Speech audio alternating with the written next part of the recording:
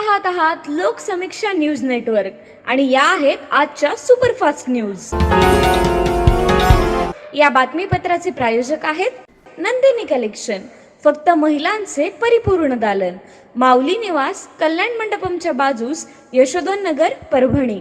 नमस्कार, मी प्रभू Dipke Loksamiksha news network मध्ये आपलं स्वागत करतो।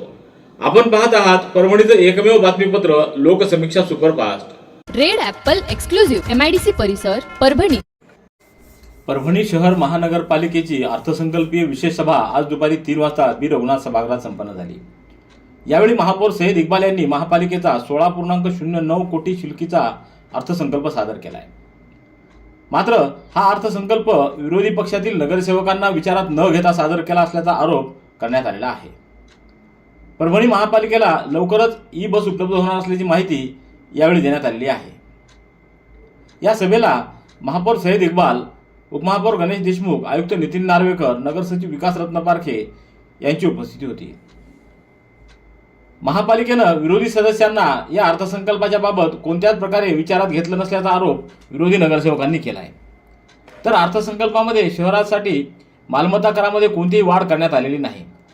नागरिकांना सुविधा मिळाव्यात याकरिता महापालिकेच्या वतीनं दिल्या जाणाऱ्या 70 प्रकारच्या सेवा लवकरच ऑनलाईन दिल्या जाणार असल्याचं देखील या अर्थसंकल्पात सांगण्यात आलेलं आहे। तर नवीन अर्थसंकल्पामध्ये नागरिकांच्या घरोघरी कचरा जमा करण्यासाठी नियोजन केलं असल्याचं सांगण्यात आलंय। बायोमायनिंगद्वारे साठलेला कचरा शून्य करणं तसंच या कामाला लवकरच सुरुवात होणार आहे। तर परभणीसाठी अत्यंत महत्त्वाची असलेली शासनानं मंजूर केलेली भूमिगत गटार योजना निविदा प्रक्रिया अंतिम टप्प्यात आहे। लवकरच तिला मान्यता देऊन प्रत्यक्ष कामाला सुरुवात करण्यात येणार असल्याचं या अर्थसंकल्पामध्ये सांगण्यात आलंय। तर हा अर्थसंकल्प म्हणजे केवळ मुंगेरी लालचे स्वप्न असल्याचं विरोधकांनी सांगितलंय। या अर्थसंकल्पामध्ये शहरामध्ये भूमिगत गटार योजना कार्यान्वित करण्यात येणार असल्याचं सांगण्यात आलं असलं तरी महापालिका प्रशासन आणि महापौरांना या योजनेसाठी महापालिकेचा लोकवाटा 30% भरण्याचा विसर पडला की काय अशी चर्चा होतीये। महापालिकेकडं कर्मचाऱ्यांच्या पगारासाठी पैसे नाहीत तर या योजनेसाठी लोकवाटा कुठून भरणार असा मोठा प्रश्न आहे। तर महापालिकेकडून देण्यात येणाऱ्या काही योजना देखील व्यवस्थितपणे ऑनलाईन देण्यात येत नाहीत। मात्र आता 70 प्रकारच्या योजना ह्या ऑनलाईन दिल्या जाणार असल्याची बाब ही म्हणजे आश्चर्याची बाब असल्याचं विरोधक यावेळी सांगत आहेत। एकंदरच हा अर्थसंकल्प म्हणजे केवळ मृगजळ असल्याचं दिसतंय। मोटरसायकलवरून चोरट्या मार्गाने देशी दारूची विक्री करणाऱ्या दोघा इसमाला स्थानिक गुन्हा शाखा व चारठाणा पोलिसांनी कारवाई करत देशी दारूच्या 6 बॉक्ससह दुचाकी असा एकूण 73,000 रुपयाचा मुद्देमाल जप्त केल्याची कारवाई 29 मार्च रोजी रात्री 7च्या सुमाराला केली आहे। चारठाणा येथील नागनाथ गायकवाड व राजू पवार हे दोघं MH22 AR 5784 क्रमांकाच्या दुचाकीनं सावरगाव तांडा येथून देशी दारूच्या 6 पेट्या विनापराणा घेऊन जात असल्याची माहिती स्थानिक गुन्हे शाखेचे मुकेश बुधवंत, पांडुरंग तुपसमुंदर, माणिक डुकरे तर चारठाणा पोलिसांचे पोलीस हवालदार HP गायकवाड यांना मिळाल्यावरून सावरगाव तांडा चारठाणा रस्त्यावरून या दोघांना ताब्यात घेण्यात आले। सततचे दवाखाने करून कंटाळलात? आता शेवटचा उपाय।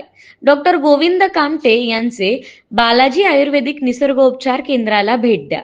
शुगर, मूळव्याध, ॲलर्जी, सोरायसिस, गजकर्ण, दमा, लठ्ठपणा, गुडघेदुखी, कंबरदुखी, वात, गाठीचे आजार, लकवा, केस गळणे, मुतखडा, सफेद डाग यांसारख्या जुनाट आजारांवर खात्रीशीर उपचार केले जातात।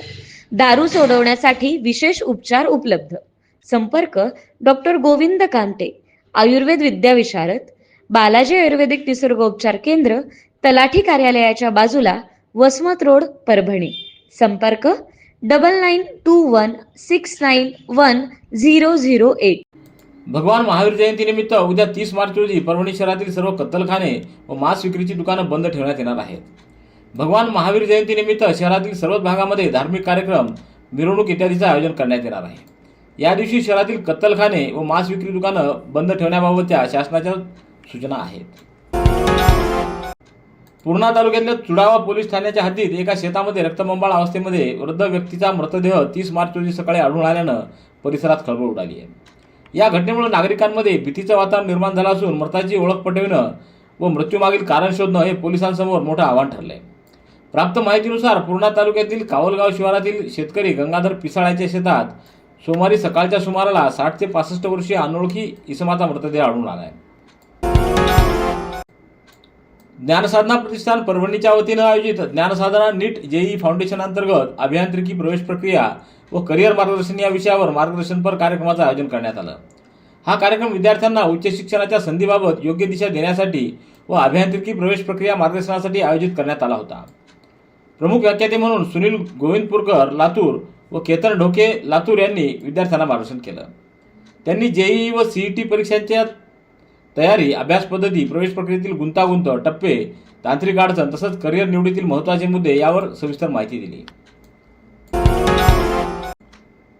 जैन धर्माचे 24वे तीर्थंकर भगवान महावीर यांची जयंती 30 मार्च रोजी विविध कार्यक्रमांनी मोठ्या उत्साहात साजरी करण्यात आली.